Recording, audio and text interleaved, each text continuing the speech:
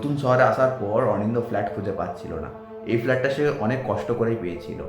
তাই এই ফ্ল্যাটে তার আসার প্রথম দিন আজকে। রাতে খানিকটা ঘুম আসছিল না অবস্থাতেই তাও সে জোর করেই শুতে চলে গেল।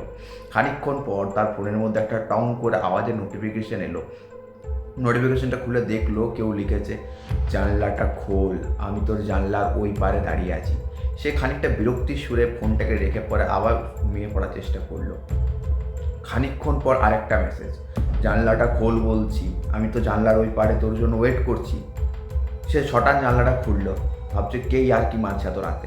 দেখলো জানলাতে তো কেউ নেই, শুধু একটা বিড়াল বসে রয়েছে জানলার ওই যে কাঠ হয় সেই কাঠের ওইখানটাতে। সে আবার শুতে যাবে, সেই সময় টাউন করে একটা মেসেজ এলো, যে মেসেজে লেখা ছিল, আমি তো এখন তোর জানলার বাইরে নেই, আমি আছি এখন তোর ঠিক পেছনের দেওয়ালে। সে খানিকটা বিরক্তির সুরে ঘুমাতে যাবে, এরকম সময় তার মনে পড়লো সে তো থাকে তার ফ্ল্যাটের 3 তলার ওপরে, এবং তার আশেপাশে যে একটা বিড়াল কেন একটা পাখি বসবে তেমন কোনো জায়গা ছিল না তার জানলার ওই পারে। তাহলে সেই বিড়ালটা বসে ছিল কী করে?